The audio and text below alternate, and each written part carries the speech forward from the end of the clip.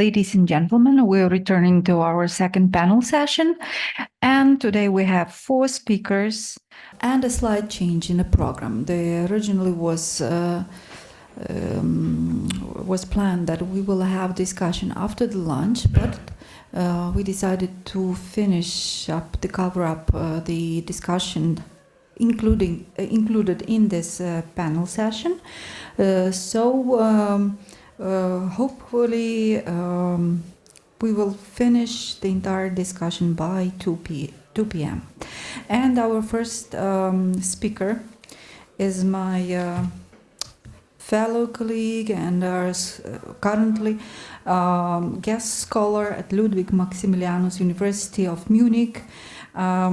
She's a religious studies scholar, born in Ternopil and studied and for many years worked at Kyiv National State University at the Religious Studies Department. Recently, not quite recently, but for a few last years, she was working as the project director at the Kyiv Center of Ukrainian Catholic University. She cooperates with our scholars and researchers, and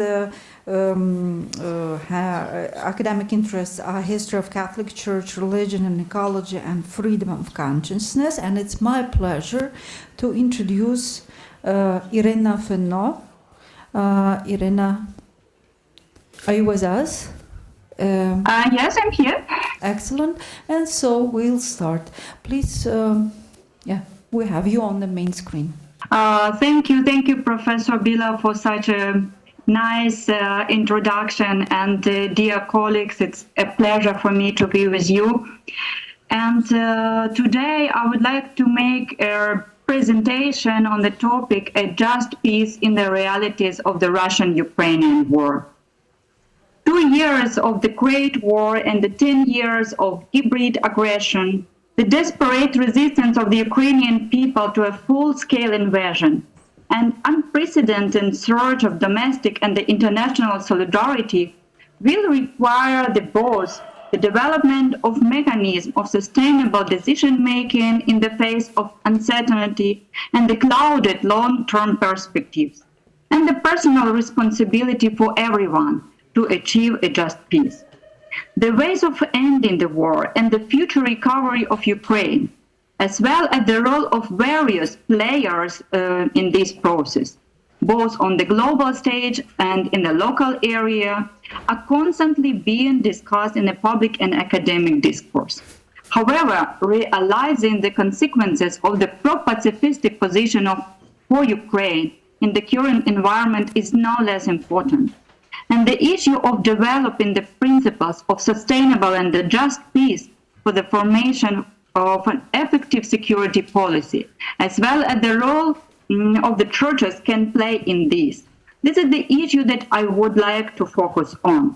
And my presentation consists of the main aspects, 3 questions. The first, what contemporary context should be taken into account when we're thinking about the just and sustainable peace? The second one, what is the current potential of idea of just peace? And can this idea unite Ukrainian society? And the third, how is the idea of the just peace present in the rhetoric of the religious leaders in Ukraine? And can churches become the initiators and the promoters of this idea? So let's start from the first question. What the context should be taken into account when we are speaking about the Russian-Ukrainian war. And here, I would like to focus namely just on the one aspect, namely the war crimes. Ukraine has become a platform of thousands and thousands of war crimes committed by the Russian army. According to law enforcement and the legal experts, from the beginning of the full-scale invasion until November 2023, the Office of the Prosecutor General registered more than 100,000 proceedings on alleged war crimes. These are only registered cases, and the actual number is much higher. Documenting war crimes and the collecting evidences that can be presented in the both Ukrainian and international courts is a painstaking process, but it is actually aimed at restoring fair punishment, even if it's in a long run. The number of war crimes were committed against religious communities. I would like to focus on this issue more detail, just because I actually belong to the group of researchers who collected testimonies and document such war crimes. We have created the database and the private archive of the war crimes committed against religious communities during the war, and that this project calls Religion on Fire, documenting war crimes against religious communities. According to the international humanitarian law, attacks on the places of worship are classified as war crimes. Churches, which have become the places of humanitarian aid distribution, shelters for those who have lost their homes, refuges during the bombings and the shelling, places of psychological support and consolation, as well as the civilian infrastructure in cities, are regularly targeted. There rises the question of how safe such a place is for the people. And this is not only about the destruction of Ukrainians' spiritual and cultural heritage, but also about the threat of religious freedom in Ukraine. Between February 2022 and now, the total more than 550 religious buildings have been destroyed or damaged, of which more than 100 can no longer be used for the religious services.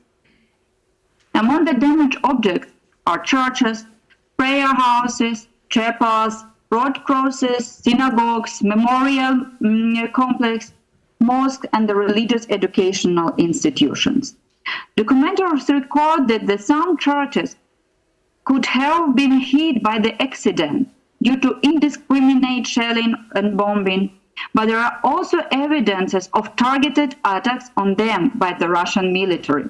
Some of examples of such cases, the Holy Dormition Svetohirsk Laura, or Irpin Bible Seminary, or Islamic Culture Center Bismillah in Severodonetsk. And we have mentioned several cases, or much more cases of these. But the exact number of destroyed and damaged religious buildings cannot be determined, as hostilities continues in some regions, and the part of the territory of Ukraine is occupied by the Russian troops. Therefore, access to the religious sites is difficult and the information is not available. Crimes are also committed against the clergy of various denominations. So, in the occupied and seized territory, priests are subjected to harassment, abduction, torture, etc. There are also cases of clergy and the monks being killed and injured as a result of shelling. The Religion on Fire database also contains information about at least 25 moderate religious leaders. And just recently, it became known about another case when the Russian invaders tortured to death the priest Stepan Podolchak from the Orthodox Church of Ukraine in the village Kalanchak, Kherson region. A few days before, the priest was abducted from the home, and then his wife received the phone call and she was, let's say, invited to come and identify the body of her husband. At the moment, it is also known that at least 5 priests were allegedly detained by the Russian side. So they are in captivity, including 2 of them, and they are priests from the Ukrainian Greek Catholic Church, and the 3 are Orthodox priests. All these evidences of war crimes remind us every time of the just punishment for those who commit crimes, because unpunished evil come back stronger, and the dead in Bucha, Irpin, Olenivka, Kramatorsk, Mariupol, Kharkiv, Odessa, and other cities demand justice, and the idea of the just peace cannot exclude the establishment of truth and the recognition of responsibility. And here, recalling to the biblical injunction to love your enemies, I would like to quote the words of Pope Francis from the encyclical Fratelli Tutti. Quotation: "We are called to love everyone without exception, but loving the oppressor doesn't mean allowing him to oppress or thinking that what he does is acceptable. On the contrary, to love him is to make him stop oppressing, is to take away from him the power that he doesn't know how to use it, and that humiliates him as a person. Forgiveness doesn't mean allowing your dignity and the dignity of other people to be humiliated, or allowing the perpetrator to continue committing crimes. Thus, this is quite logical and consistent to demand the identification of criminals and those who gave orders and those who carried them out, and the demand the fair punishment of the war crimes. Forgiveness and the peace cannot be developed without truth." And now I'm coming to the second point, or the second question. What is the potential of idea of the just and sustainable peace now? And can this idea to unite Ukrainian society? Ukrainian society has demonstrated that it can and it does unite in the most difficult times. The Orange Revolution, the Revolution of Dignity, the war, these events demonstrate the readiness of Ukrainians to defend the fundamental values of human dignity and freedom, consolidating their efforts in a time of crisis. And can the idea of the sustainable and just peace become the basis of the social cohesion now? And here, I would like to refer to the sociological research. It calls War, Peace, Victory in the Future, the field stage of which was conducted by the Ilko Kucherev Democratic Initiatives Foundation in June 2023. According to the survey, it is more than 70% of Ukrainians to see all the territories liberated from the enemy in order to coincide and end to the war as a victory. The important indicators of victory are also the return of all the prisoners and deportees. It's 60%. And the punishment of the Russian war criminals, 51%. Actually, the requirements of sign of victory, such as the restoration of territorial integrity, recognition of responsibility of war and injustice, and the search for ways to reduce the threat, are all at the heart of the theory of the just peace building. However, for Ukrainians, peace doesn't mean accepting Russian terms, making concession in order to stop shooting. That is, a just and sustainable peace is not just an absence of war. It is not the law of fighting, but a long-term strategy. And according to the researchers from the German Development Institute, the basis for the building the social cohesion is attitudes and the behavioral manifestation that include trust, inclusive identity, and the cooperation for common good. The Ukrainian people demonstrate the high level of trust to the First Army, the solidarity and the help to survive in early days and still stand today. And the understanding that without the victory, a sustainable and a lasting peace, Ukraine's future looks bleak.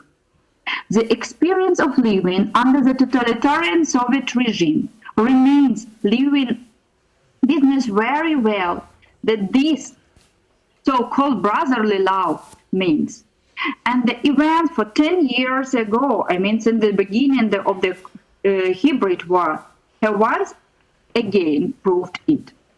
The Ukrainians are not realizing more than ever what common good means for us, which means not only defeating the external enemy and preventing future threats, and also doing internal work, building values at the various levels, and will serve cooperation and service for the future generation.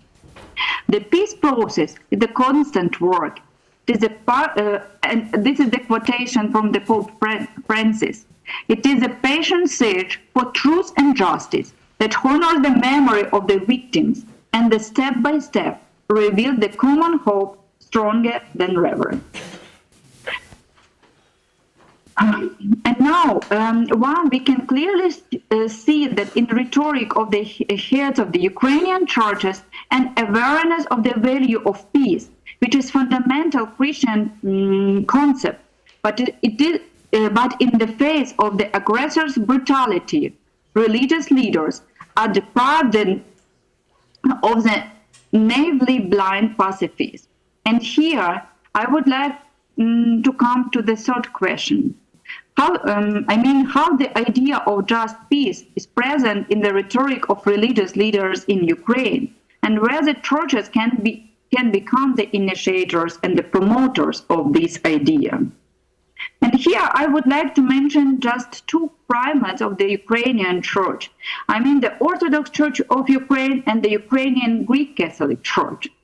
And this is what both of the primates insist on. For example, in one of the interviews, the head of the Ukrainian Greek Catholic Church noted the obvious colonial nature of the Russians' war against Ukraine. And following this logic, for the Kremlin, peace means pacification of the colony, and it has conquered. It is the peace that needs to be imposed. It's coercion to peace. And of course, it's clear that such a position is unacceptable for Ukraine. And the frivolous and essentially means surrender. And the quotation, I can assure that the whole of Ukraine wants peace. We as a church teach to build peace. But first of all, we must recognize Ukrainians' right to exist, the right that Putin has recently denied us. It can be attested that his beatitude Sviatoslav Shevchuk followed the concept that peace built on the principles of justice. And the similar rhetoric is found in the speeches of the head of the Orthodox Church of Ukraine. For example, the quotation, "We do not want either for ourselves or for our people that the price of peace is the restoration of Kremlin slavery. We are paying the terrible price now, but the historical experience of Ukrainian people show the Russian captivity and the occupation will turn into the even worse catastrophe for us. So we, as a people, have chosen truth and the freedom. We don't want to exchange them for the false peace." For both primates, the just peace is possible and not as a utopia. The condition that makes it possible is the recognition of right that the Ukrainian people to exist independently and autonomously. And this is what Putin denies. And this is recent speeches that can come again and again. Ukraine as a nation, which is with its own language, culture, history, must be unequivocally recognized, and only this can be a starting point for the negotiation, dialogue, and the peace. And the reconciliation with violence, war crimes, and the denial of the rights of the exist of the people of Ukraine and their state cannot be allowed. Thank you for your attention.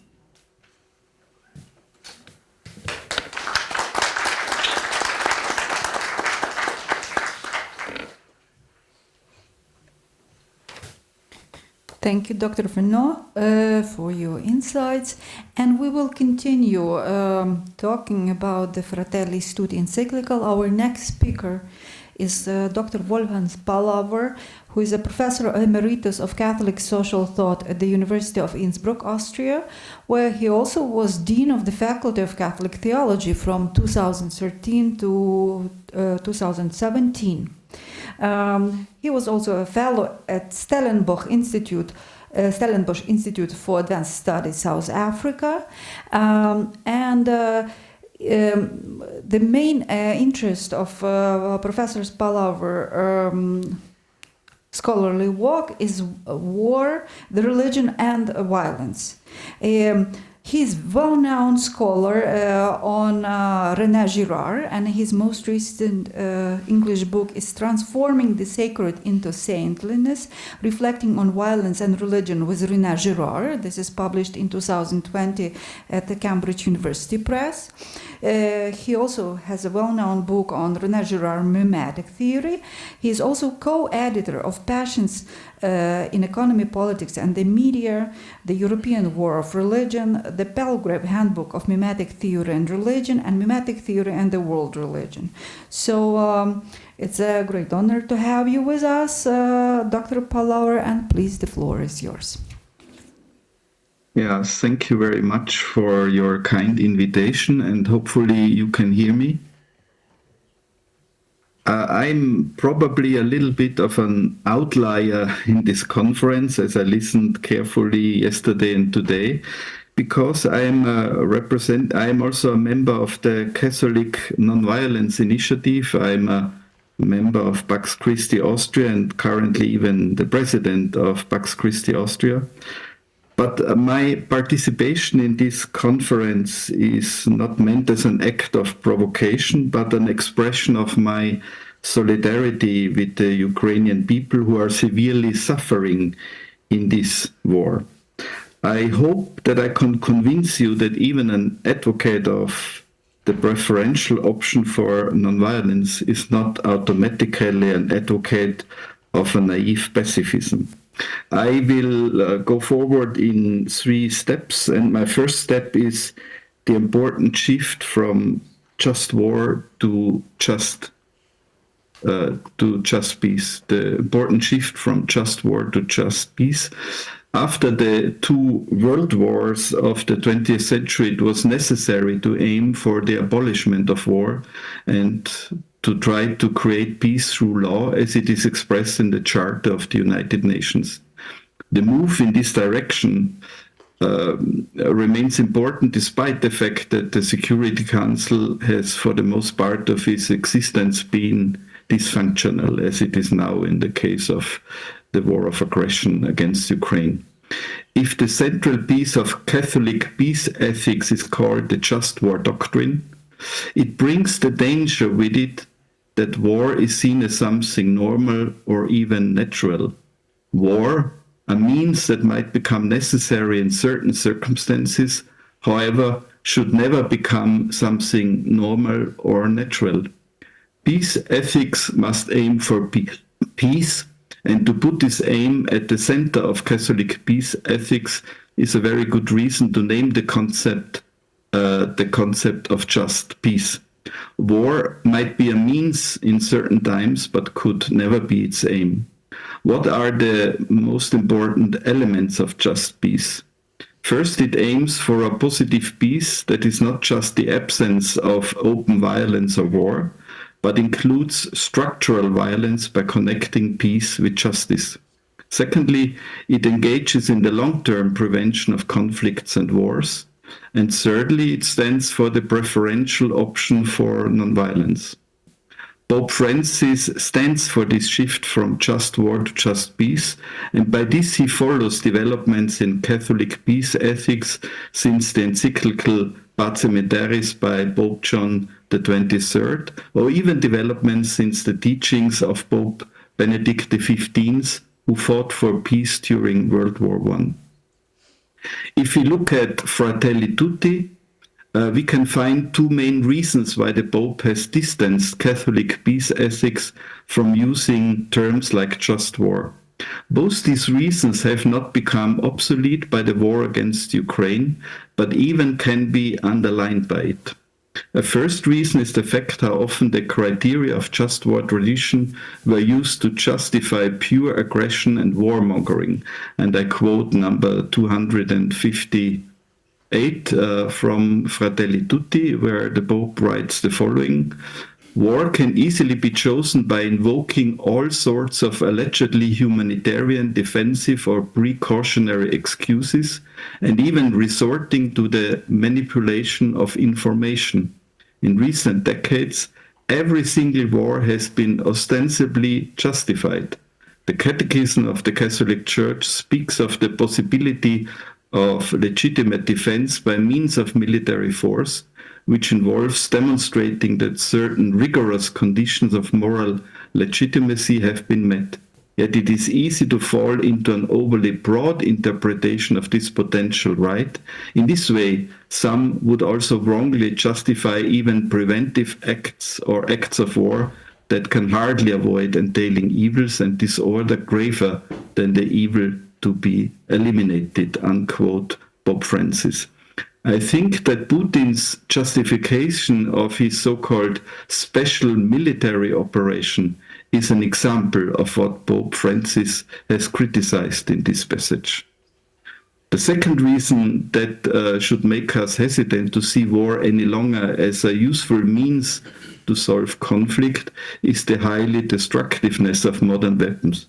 Let's listen again to the words of Pope Francis in Fratelli Tutti. I quote, "At issue is whether development of nuclear and chemical and biological weapons and the enormous and growing possibilities offered by new technologies have granted war an uncontrollable destructive power over great numbers of innocent civilians.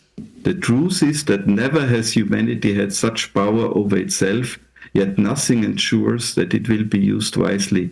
We can no longer think of war as a solution because its risks will probably always be greater than its supposed benefits.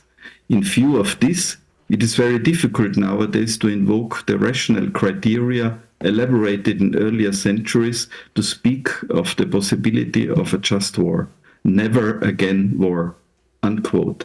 This insight is accompanied by the Pope's call for the total elimination of nuclear weapons that he sees as a moral and humanitarian imperative.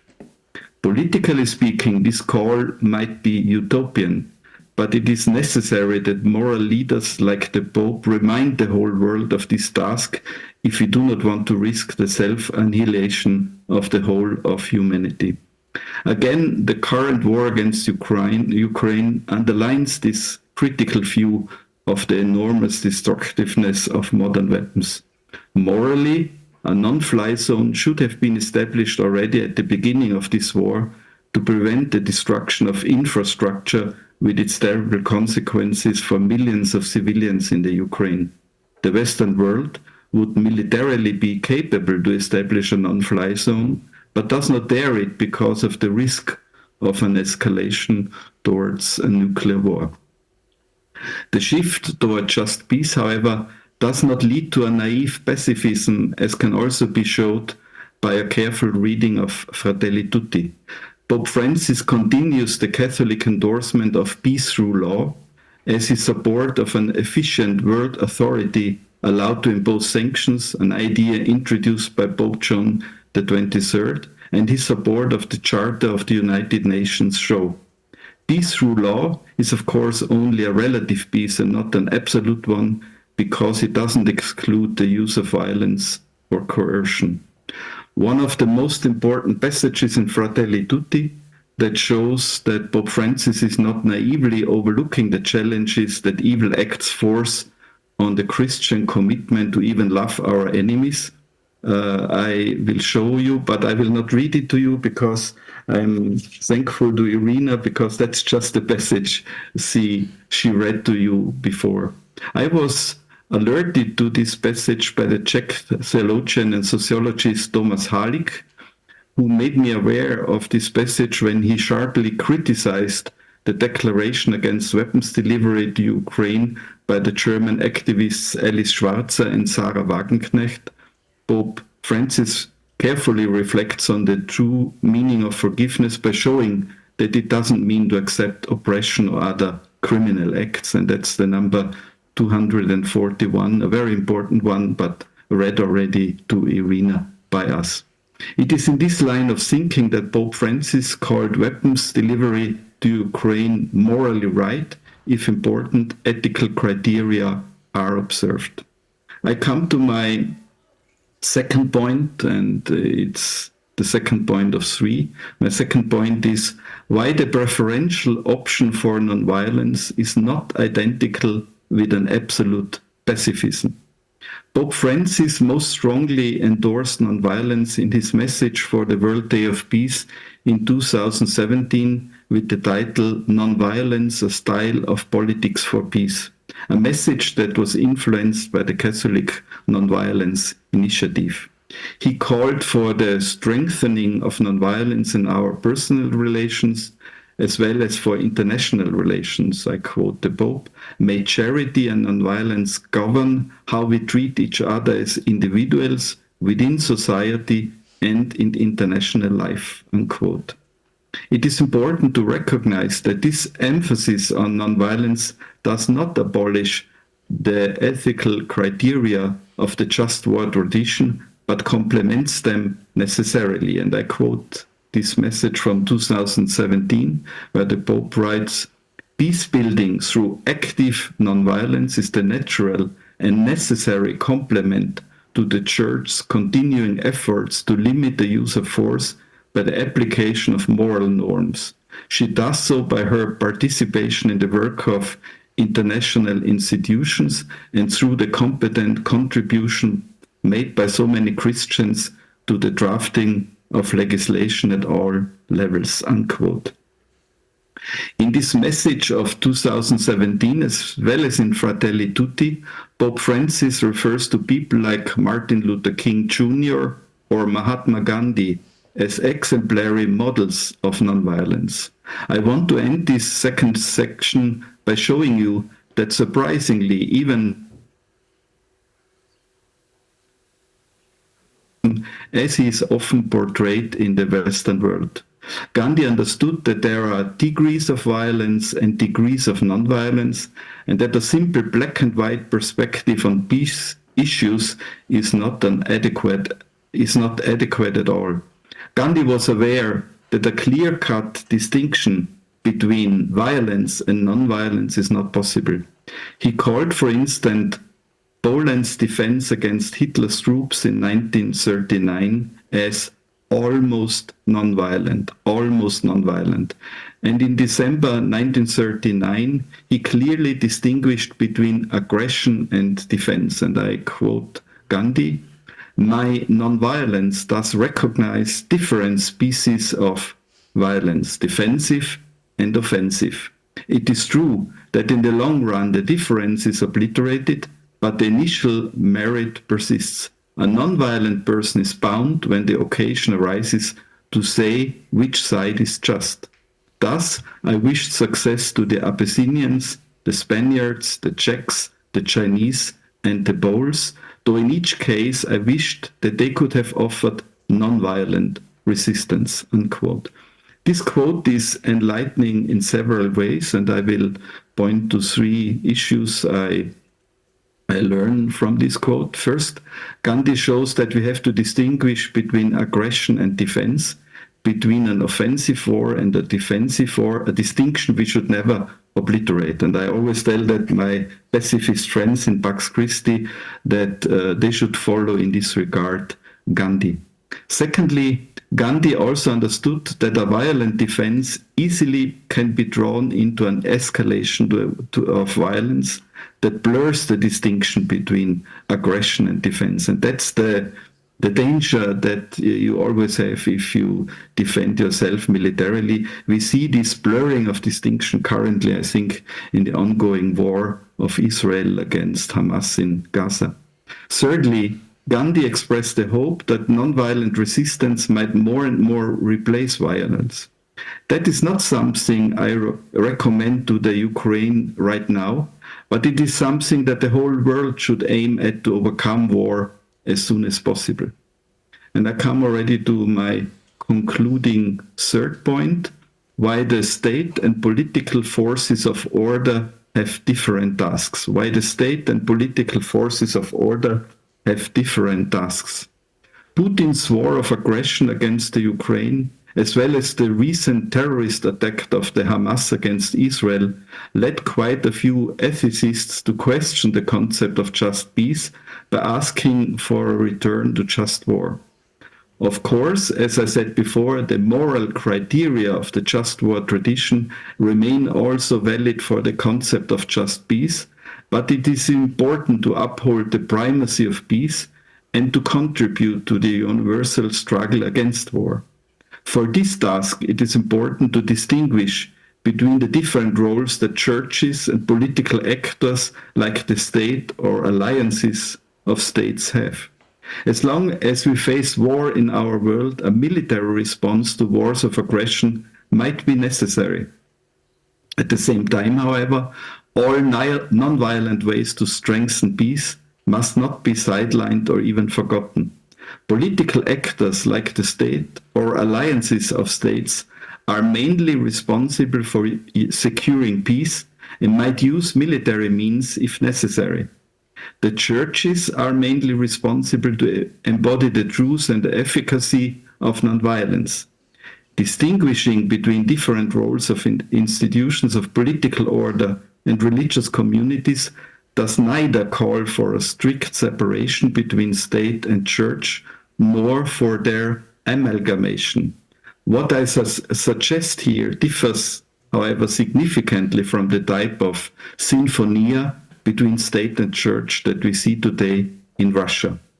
I will outline my understanding of a good relation between state and church by turning to the German Protestant theologian Dietrich Bonhoeffer. He was mentioned in the discussion before, but I will show a little different angle, a very important insight by Bonhoeffer. I'm talking about Bonhoeffer's interpretation of the katechon, translated as the restrainer, a rather strange concept in the second letter to the Thessalonians. Dealing with this concept of the katechon, the restrainer, means to deal with a concept that was often used in the writings of the infamous German law scholar Carl Schmitt, who is approvingly read today by political theorists in Russia and in China. Carl Schmitt's theories help Russia to defend their own war of aggression.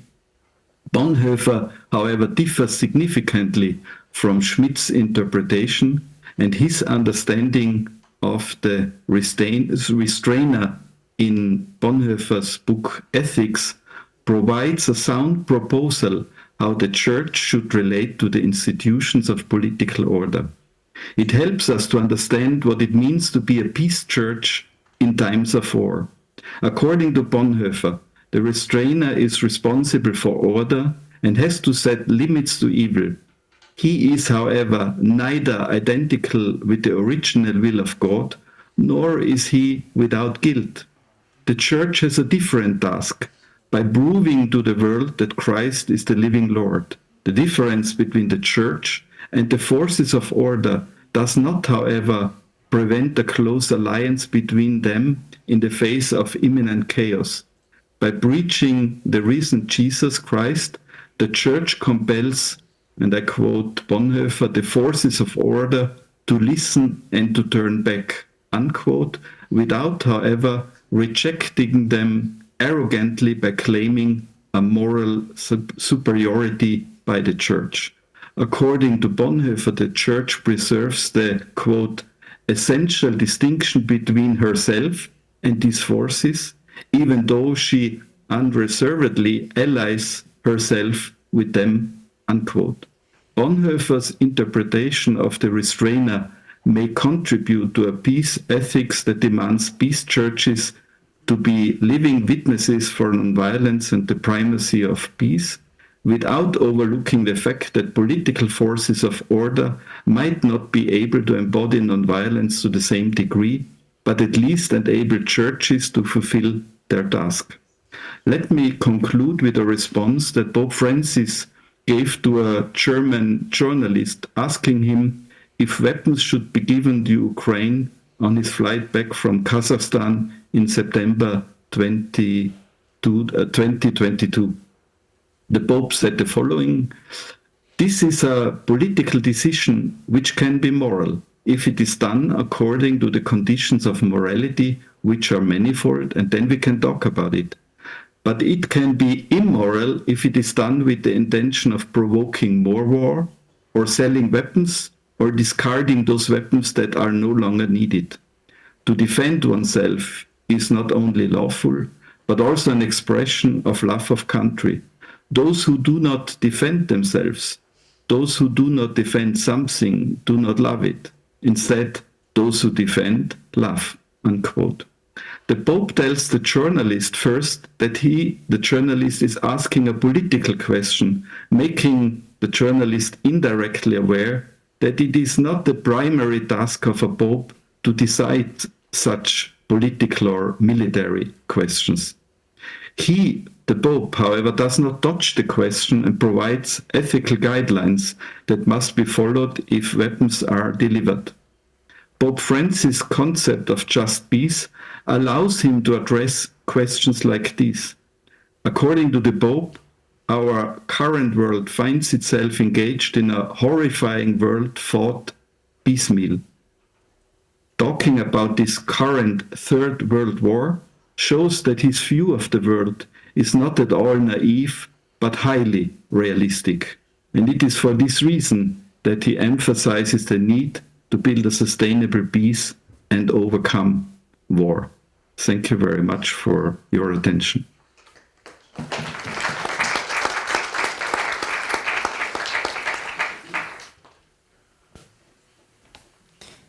Thank you, Dr. Palaver, for your word, Professor. I think we still have a lot to talk about, especially about this the truth of power and the power of truth. And our next speaker is Yuriy Martynyuk, Vice Dean for International Relations at the Faculty of Philosophy and Theology, Deacon of the Ukrainian Greek Catholic Church, Licentiate of Theology from Lateran Pope's University. His academic interests include moral theology, especially the artificial intelligence, bioethics. He has a degree in biology. But today he speaks here as the theologian, thinking about these social dilemmas that we are facing as the Christians and the Ukrainians, and also citizens of the country in the war. The floor is yours.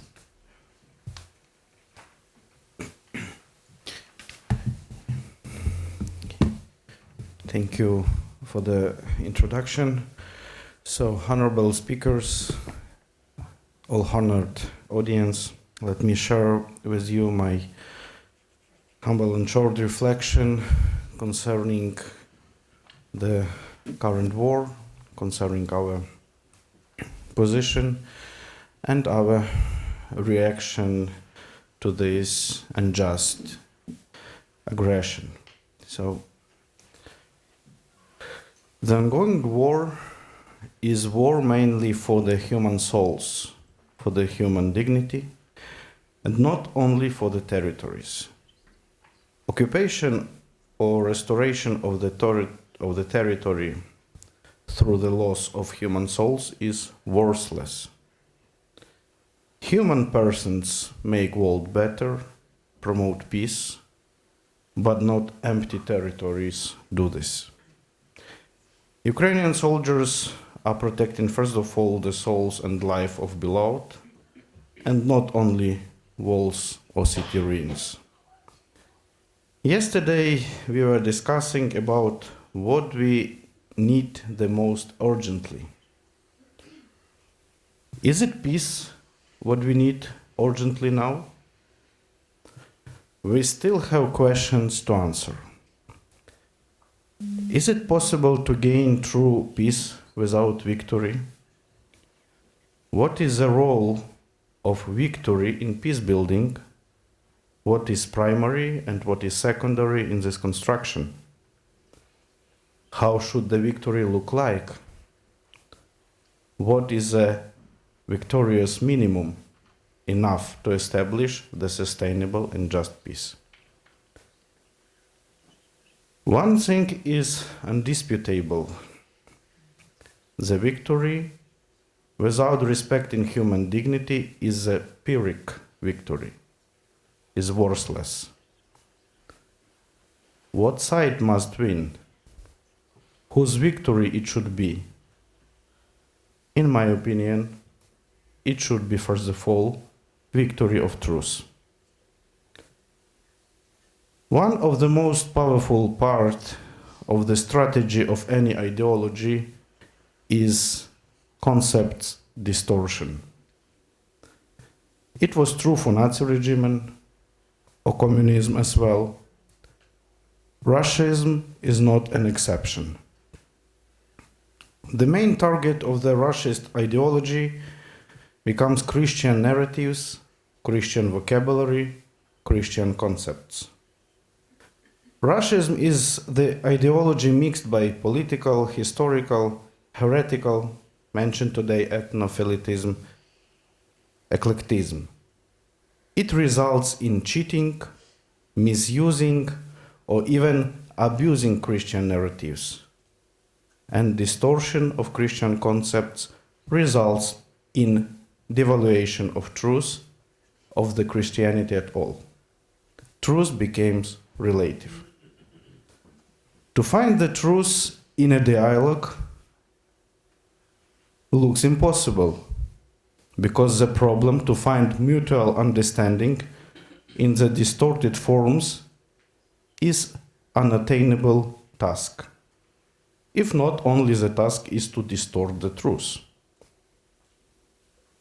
The current war is a confrontation between truth of power and power of truth.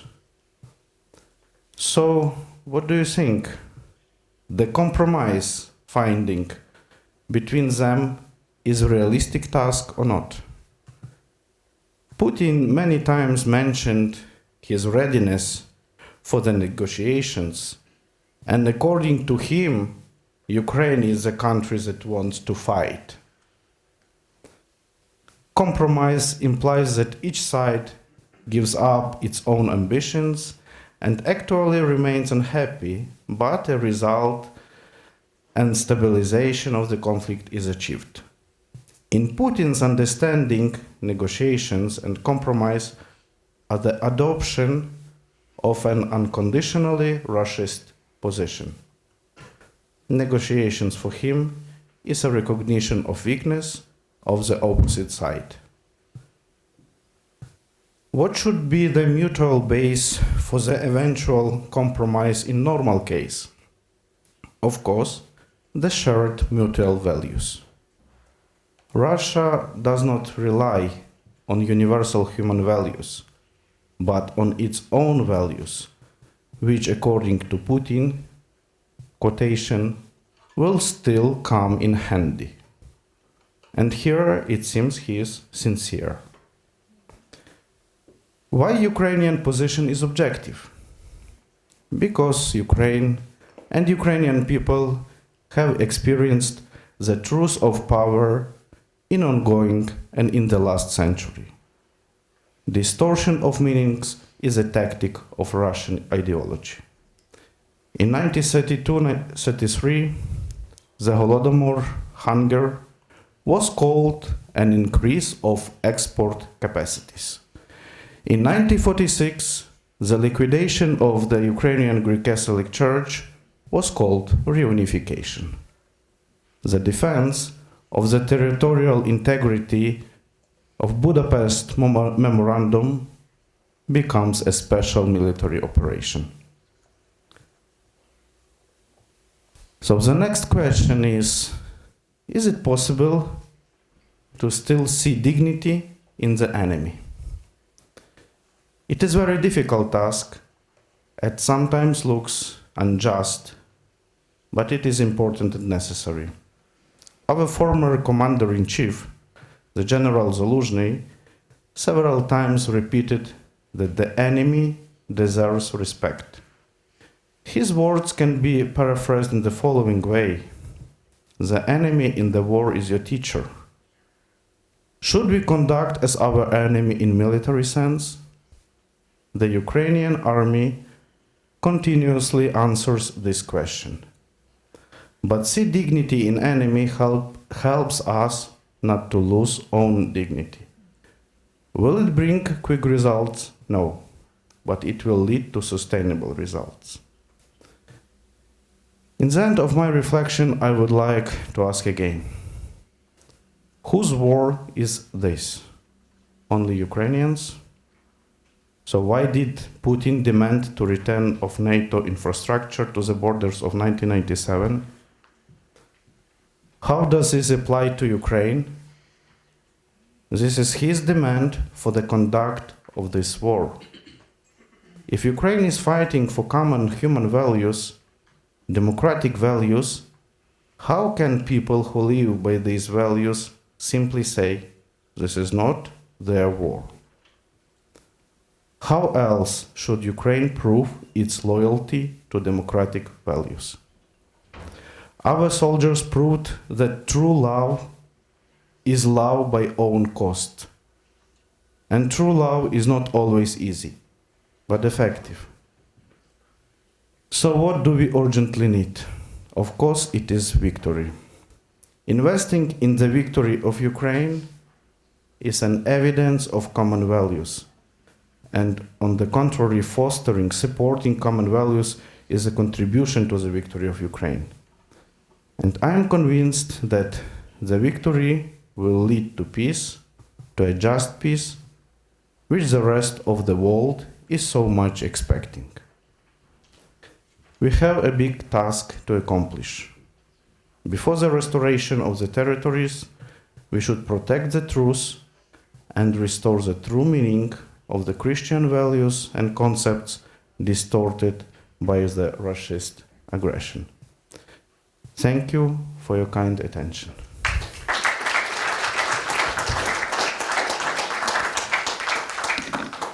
Thank you for your powerful message. We continue with with our final speaker for this panel. I invite here Andrii Tretiak, who is a doctoral student in theology at Ukrainian Catholic University. He is also a graduate of a theology program of 2016.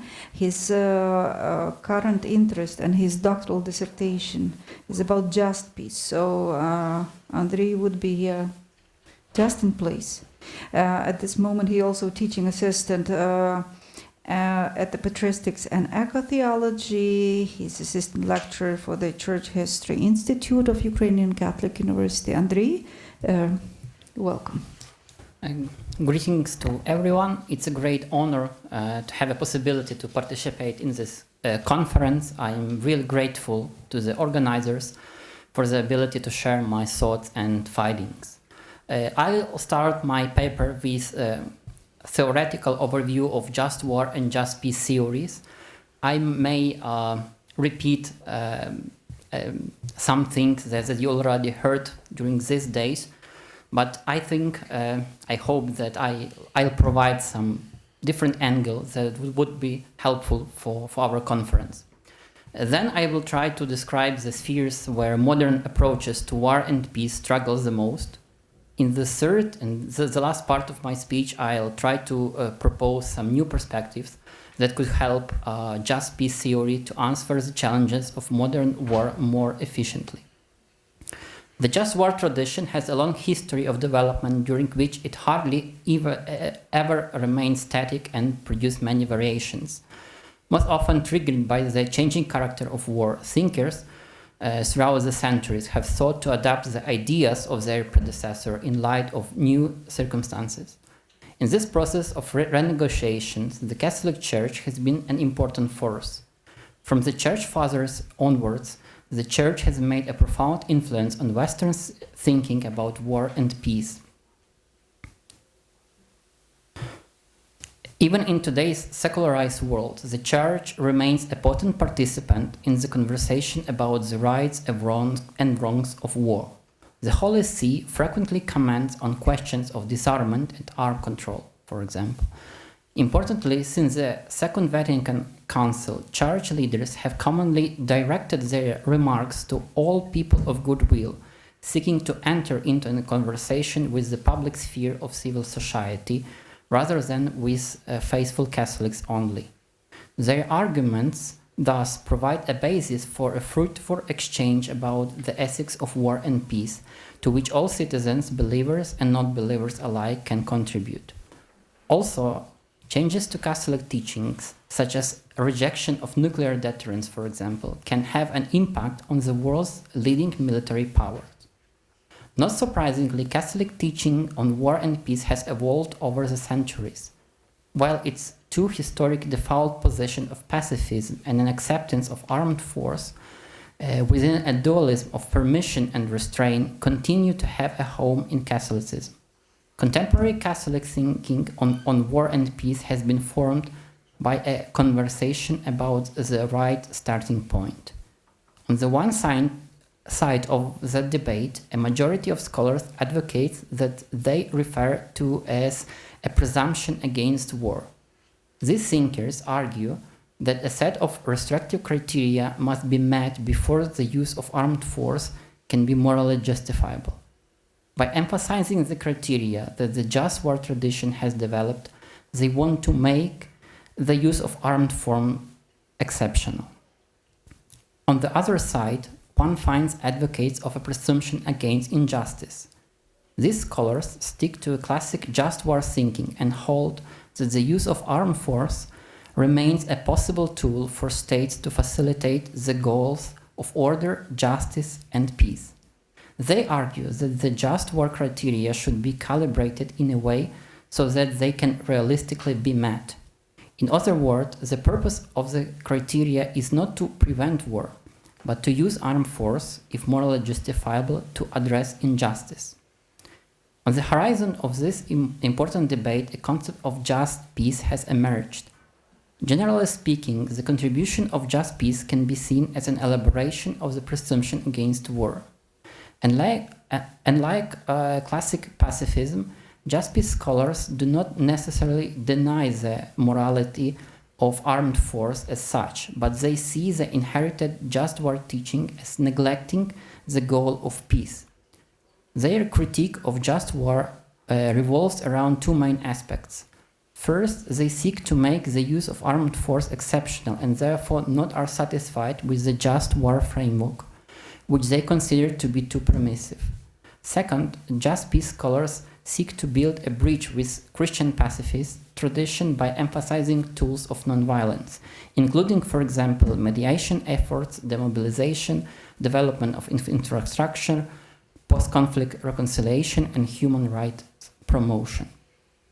In the context of just peace, those tools of nonviolent peacebuilding are mainly discussed within the use ante bellum, right before war, and use post bellum, right after war categories.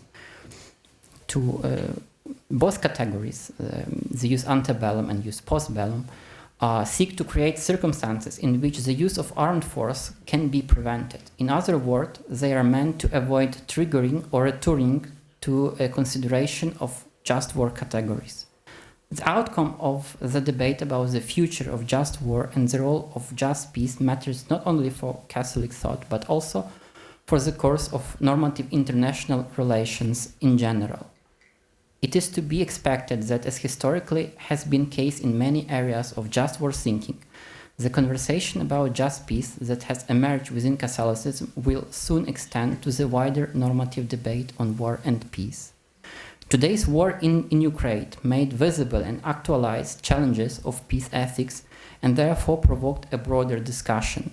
To name the few, the open instrumentalization of the church structures of Moscow Patriarchate and Christian teaching to justify the war, to destroy the Ukrainian state and the Ukrainian nation, along with the evident helplessness and ineffectiveness of the Roman Apostolic See in assessing the characters and finding way to stop Russian Federation, the aggression of Russian Federation, caused disappointment and even indignation both in Ukraine in particular among Catholics and among Christians throughout the democratic world. This situation requires a critical review of former approaches and search for new ones. Now I will briefly deal with the challenges for modern approaches to war and peace that arise in the context of the war in Ukraine. First of all, it is a hybrid dimension of war that already been mentioned in the first panel. Due to growing technological possibilities and resources, the coverage and success of propaganda increased dramatically in recent decades. Therefore, serious question arises how to navigate and don't lose the truth in a poisoned environment full of fakes and manipulations.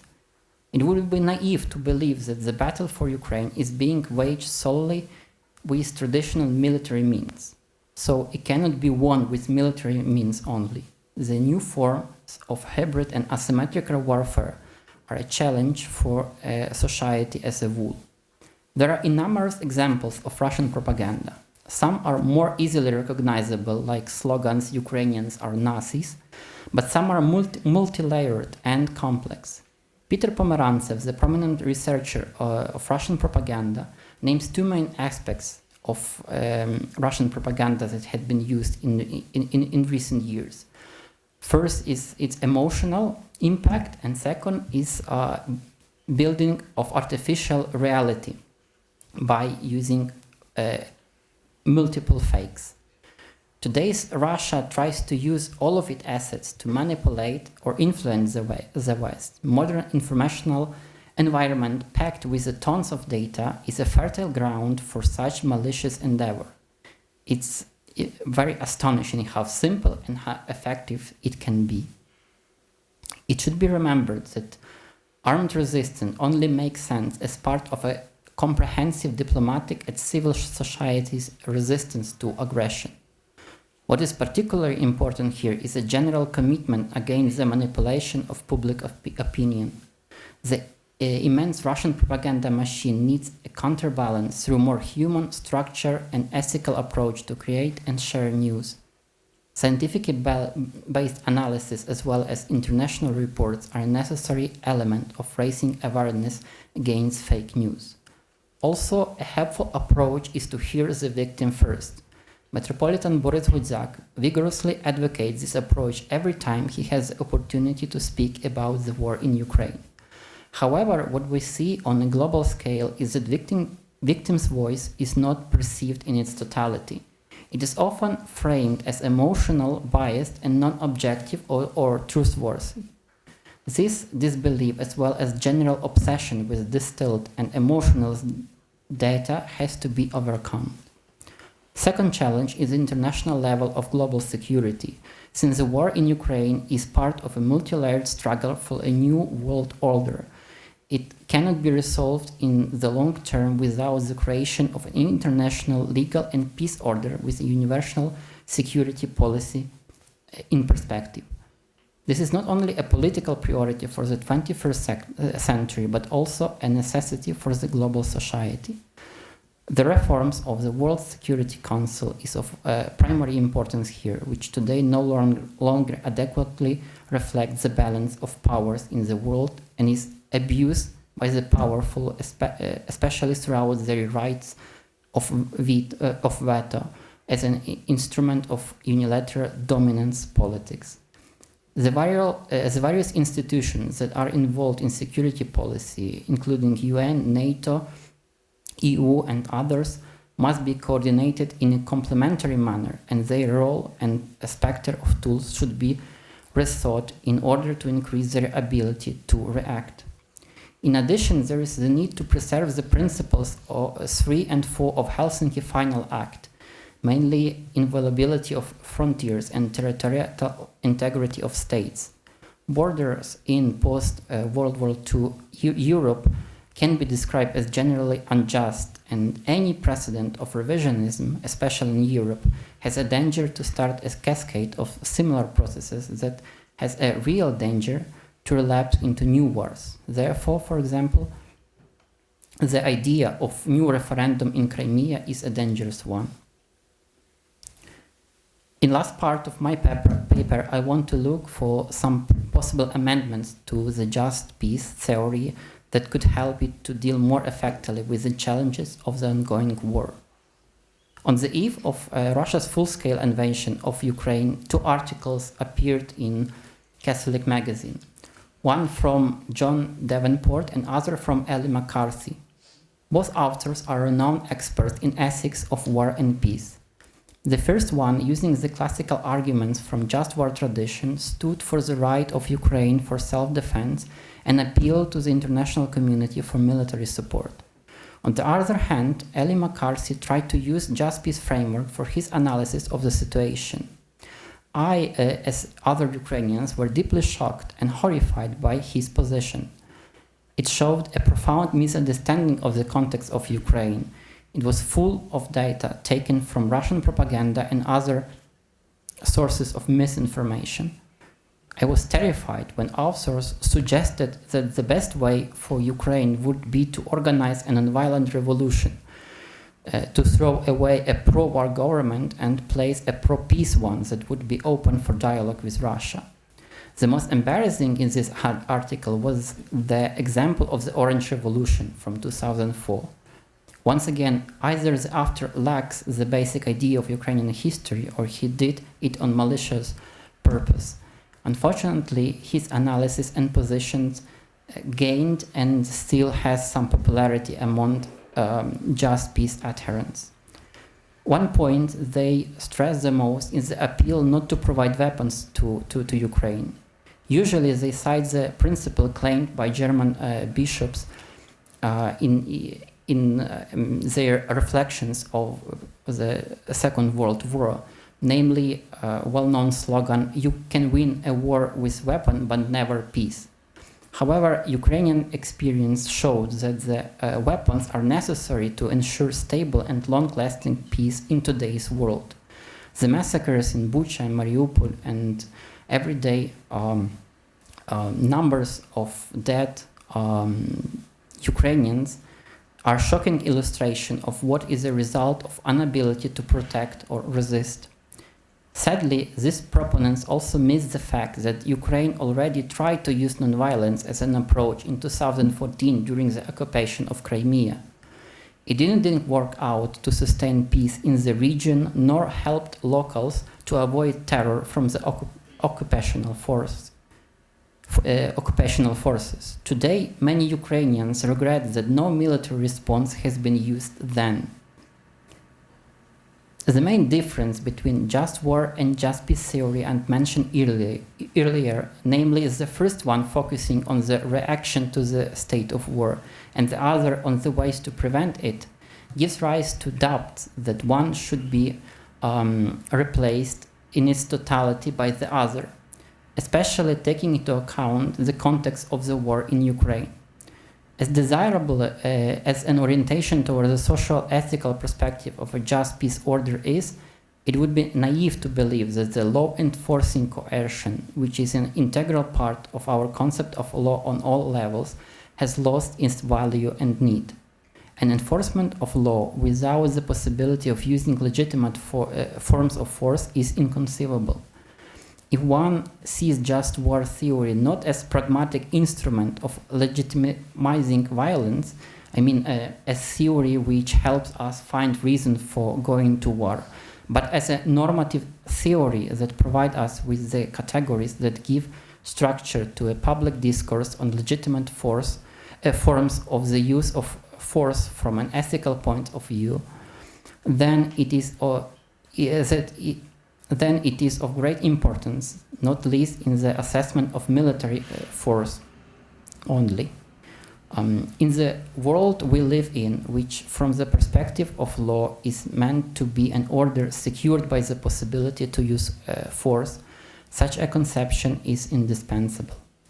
Therefore, some fusion between two approaches, just war and just peace, should be found in order to answer new challenges for peace in modern world. While it can be acknowledged that just war theory has been misused in the course of history, the desire to throw away this important framework seems very problematic and even dangerous. One example of such search for a fusion is the project of Tobias Wainwright. He proposes a new ethical framework, which he calls integral peace, that encompasses not only active non-violence on the road to just peace, but also the traditional moral reasoning from just war theory. He holds that even as we rightly place more emphasis on non-violence and just peace, we must be able to keep a space, narrow and limited, for armed forces. Whether we continue to call it just war theory or legitimate defense or responsibility to protect or just policing, there needs to be a mode of moral reasoning accompanied by criteria, virtues, and practices for the ethical use of force, armed or not. The extremes should be avoided. For example, too permissive approach might slide into some form of hawkish realism, and on the other hand, restrictive dovish rigorism can go to a form of moral elitism, that it is incapable to stop the violence. In the meantime, the main outlook should be focused on the work toward a just peace. Such balanced approach, in other words, might seek to integrate these efforts. A good example of such project can serve Pope Francis' teaching of integral ecology or Pope Paul VI's integral human development. Therefore, just peace can become integral peace by integrating just peacemaking and peace-building practices, active non-violence, and just use of unarmed and armed forces together.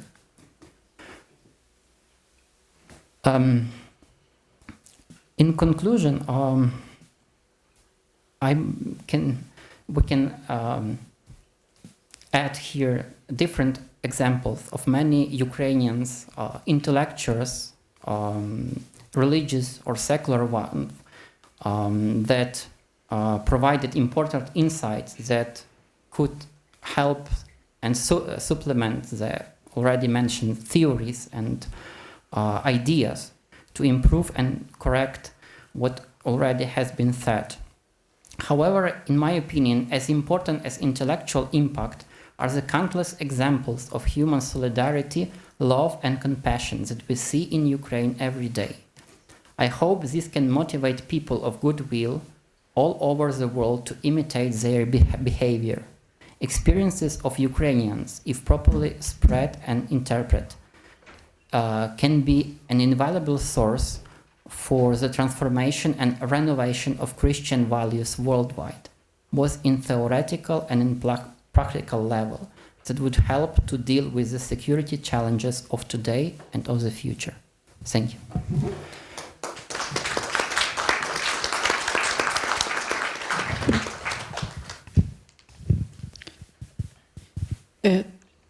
Thank you. We still have time for questions answer session. If anybody has questions to our speakers, please let me know.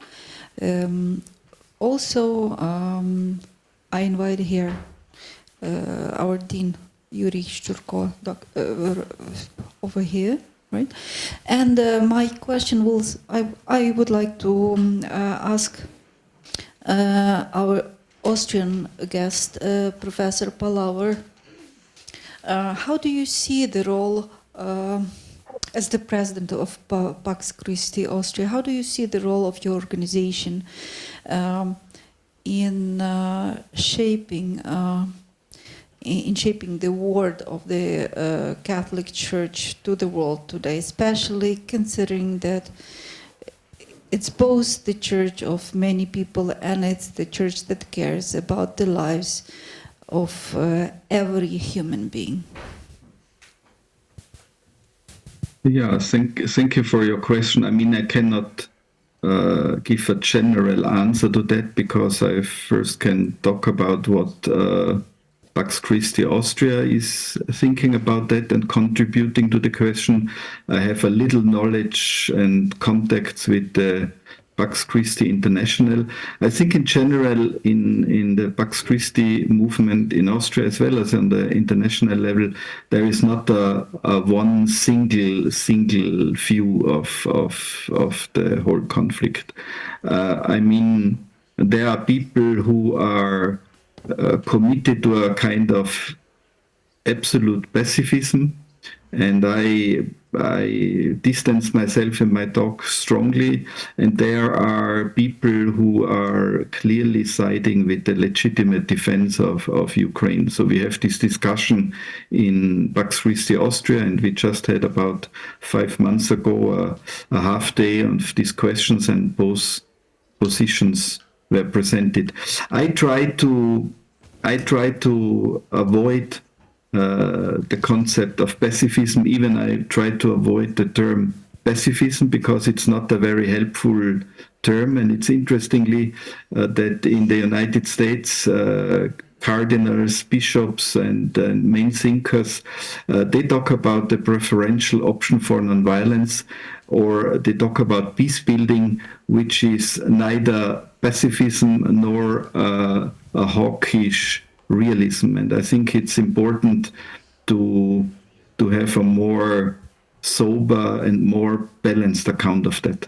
And of course, but the discussion inside the movements and the peace movement in general beyond Pax Christi is of course partly influenced by propaganda and partly influenced by a history that has not really reflected on the challenges of an absolute pacifism. And that was the reason that I engaged with Gandhi. I just published in German a book, Fighting for Peace, what we can learn from Gandhi and Mandela in times of war.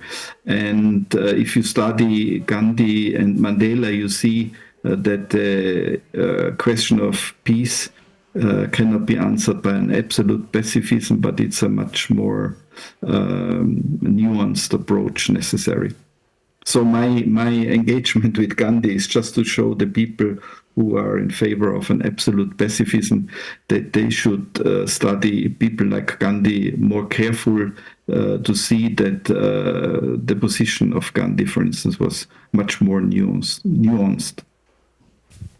Thank you. Thank you. This is, I think, the conviction now of many of us that the peace is, of course, desirable. We miss the day before the war, when there was a peace.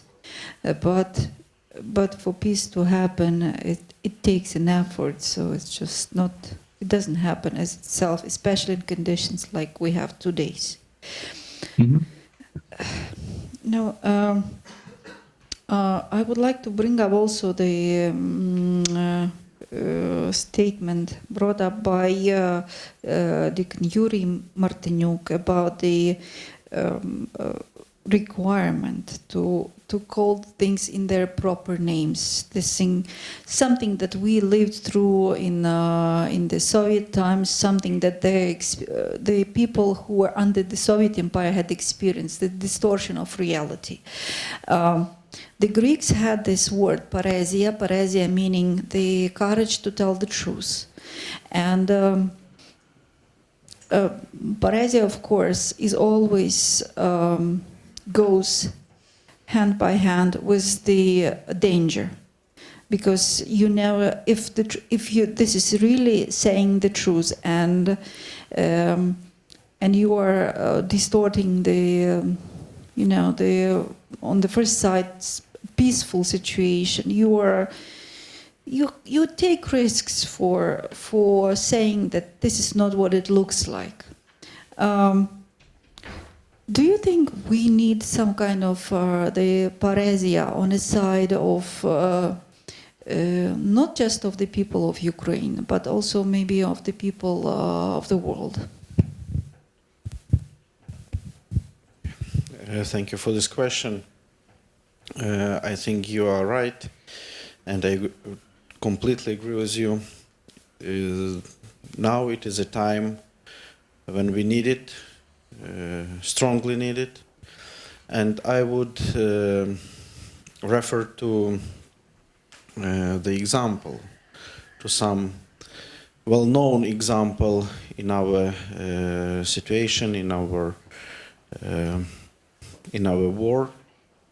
I would refer to the beginning, to the first days, first months of the war when in Ukrainian society was used some kind of mockery rhetoric using to describe our enemies.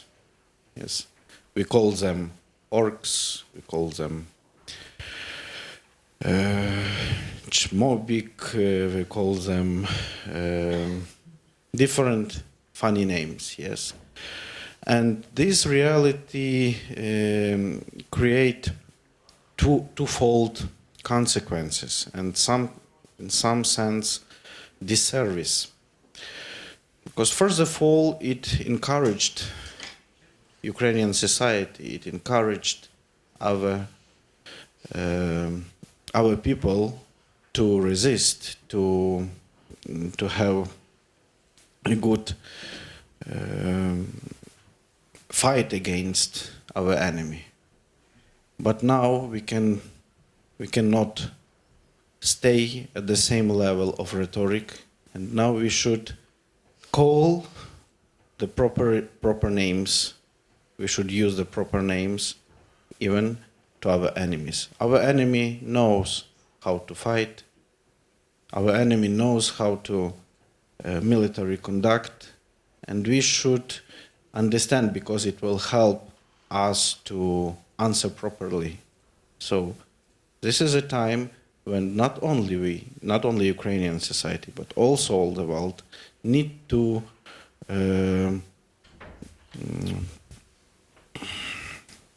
wake up. Parents, we need it. You are right. It's true.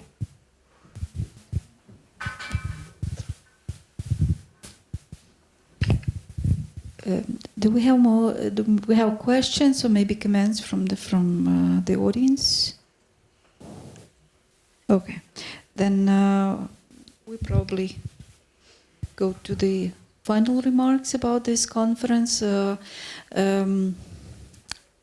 First of all, I want to thank to our Western partners, to everybody from everywhere in Europe and United States for being with us in these hard times.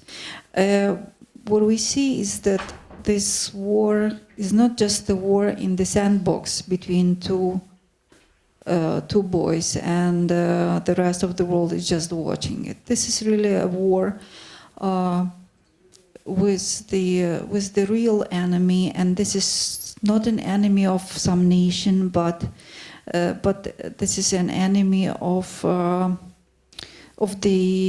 what we cherish as the most valuable things for us, of human dignity, value of human life, the things that make the peace happen.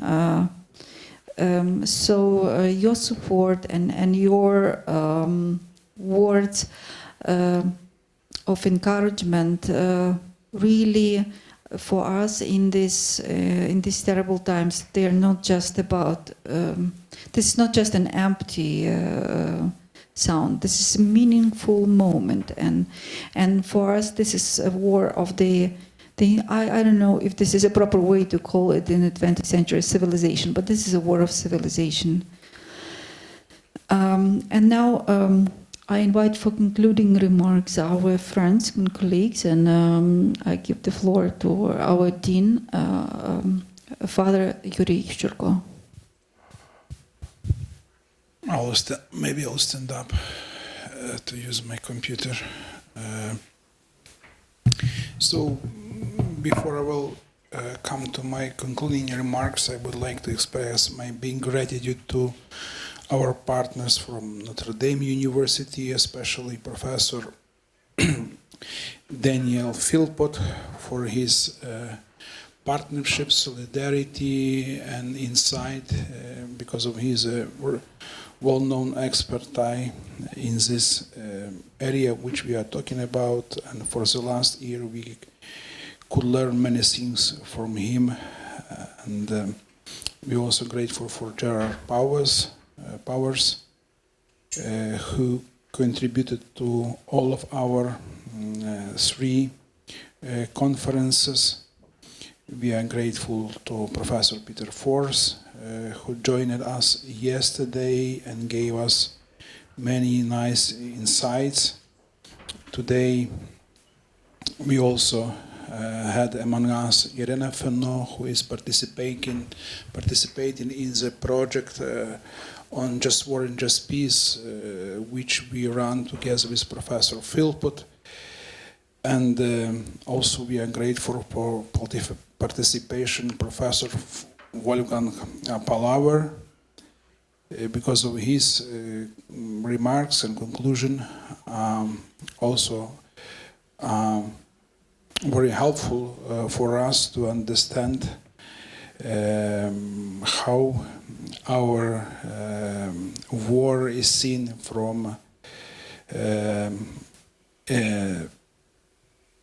the Western, I would say, approach, how people see, how people think.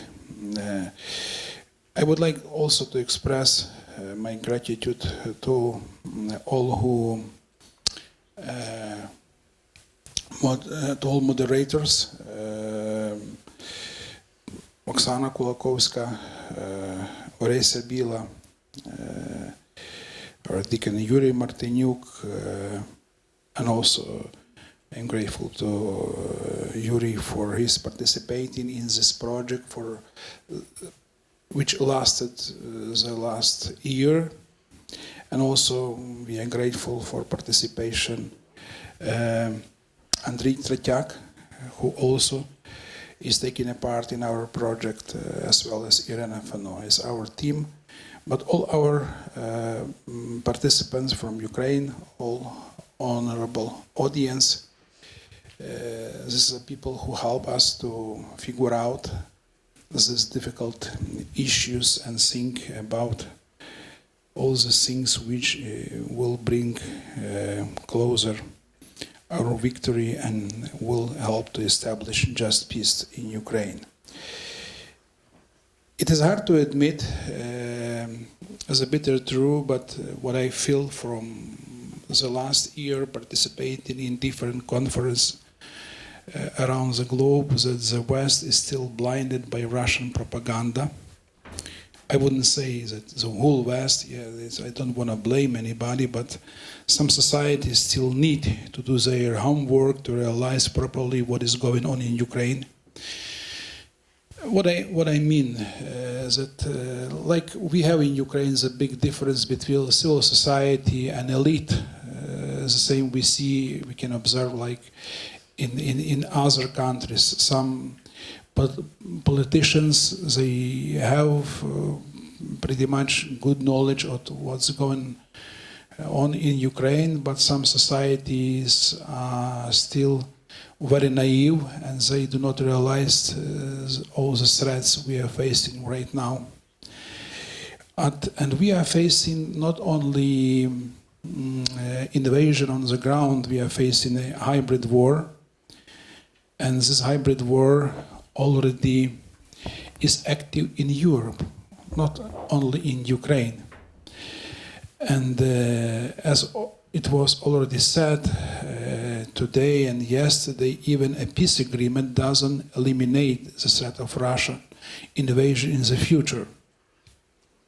As Professor Philpott yesterday mentioned it, so-called Pax Russica.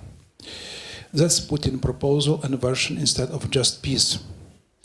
And we have to be ready to respond properly to this proposal, because if he will not respond properly, he will just destroy us. He will not hesitate, as he didn't hesitate when he invaded Ukraine to go with full-scale aggression. Putin's crime is a crime of Nazi, Japanese imperialism, and Saddam Hussein, as one of our speaker announced yesterday, and I agree completely with this statement. I would like also to add that pacifists leader like Gandhi, Martin Luther King, or even in some way Mandela, who wasn't completely a pacifist, but anyway, they are identified as examples of those who brought about change through nonviolent resistance. And I agree with this, but we have to take on account the context of their life. Gandhi has been lived in a former British colony. Martin Luther King acted in the United States. Even there was some, I would say, society illness. It still wasn't Russia of our day. As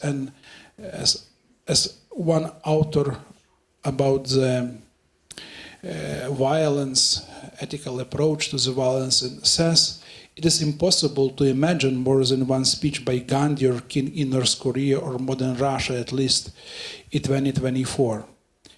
They would disappear in the first night or evening. They would announce their position. Like all people who are trying to show their position in modern Russia. We also heard yesterday that Holy See behaves with diplomatic neutrality and not moral neutrality. Political and literal neutrality is needed because Pope, also as a head of state, have to behave properly. Also, Mr. Powers mentioned that Pope wants to be seen as a pastor for all Christians.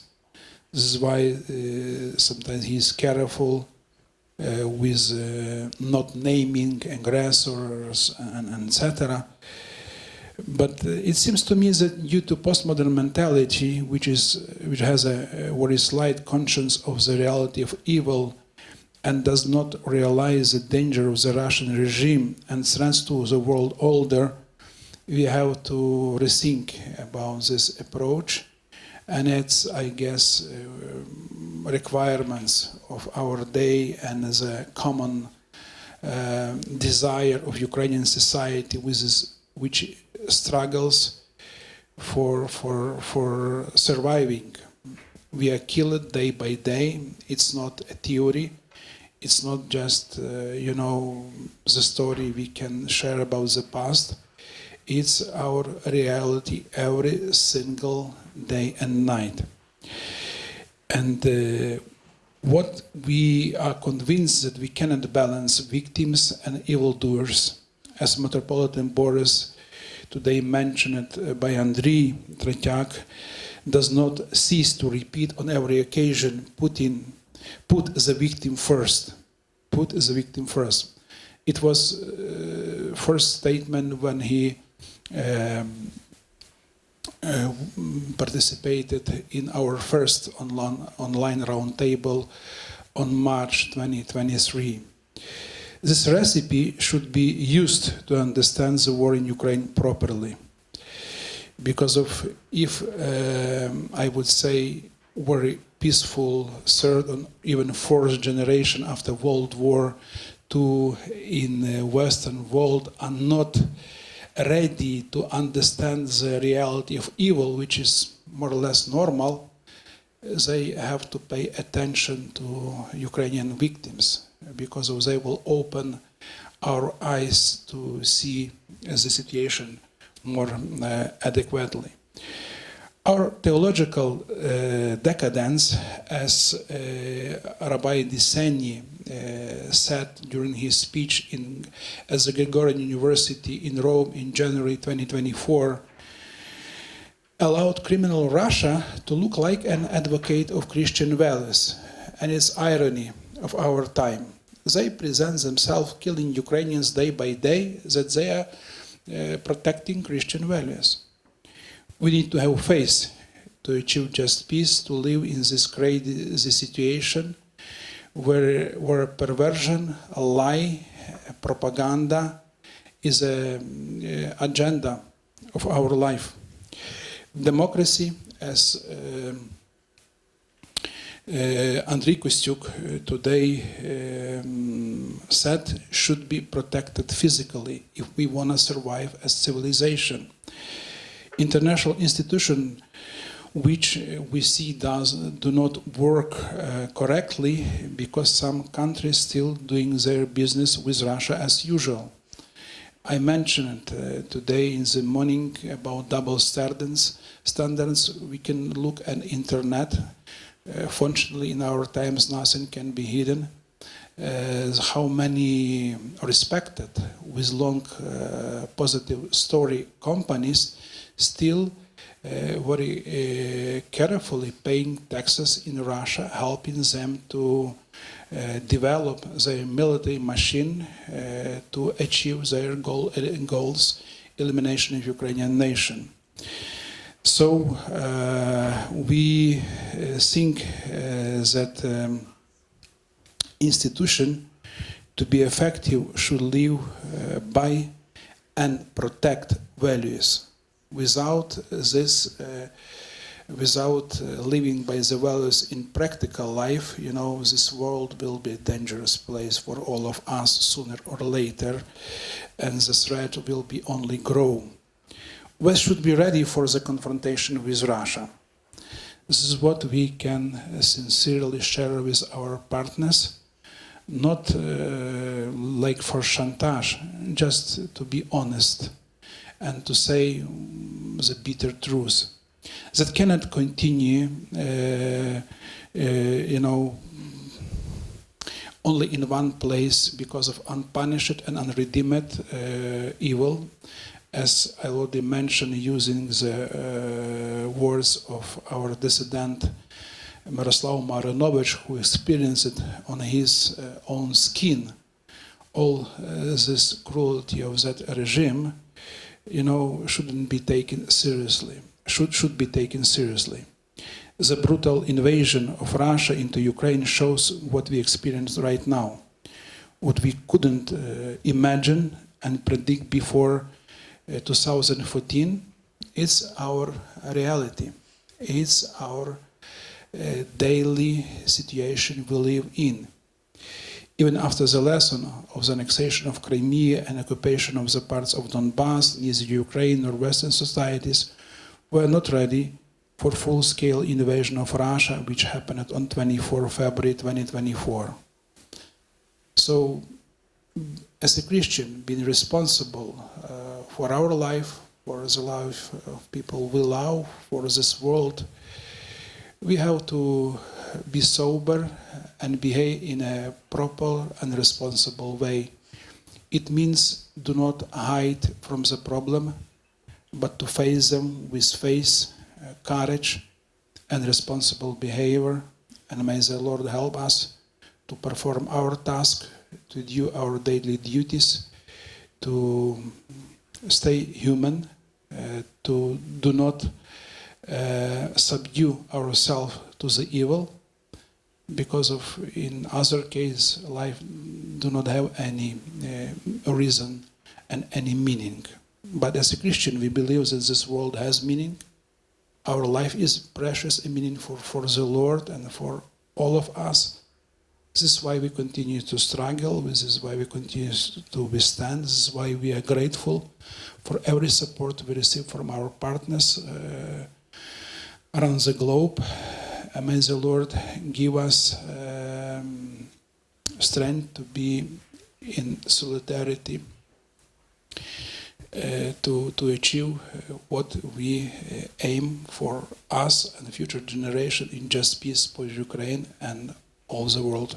Thank you very much for your attention, for participation in this conference. I know that it was some kind of challenge for our students when they have to listen in foreign language. As you see, I am also not a native speaker. It's difficult to switch from your native language into foreign language when you are not in environment, when you are returning after your speech to your daily obligations and you have to speak Ukrainian. But we also, my dear, have to share what we are thinking of with our partners, with wider audience, because of it's also a thing which connected with our surviving. May the Lord bless all of you. and especially those who participated with the word and moderators. Have a nice day, and in the end, I would like also to ask you to pray Our Father, as we started today in the morning, for our brave brothers and sisters, which protecting us by the cost of their own precious lives. In the name of the Father, and the Son, and the Holy Spirit, Amen. Our Father, who art in heaven, hallowed be thy name. Thy kingdom come, thy will be done on earth as it is in heaven. Give us this day our daily bread, and forgive as we forgive those who trespass against us. And lead us not into temptation. In the name of the Father, and the Son, and the Holy Spirit, Amen. Once more time, thank you to all of you. Good luck, and have a nice and peaceful afternoon. Glory be to Jesus Christ.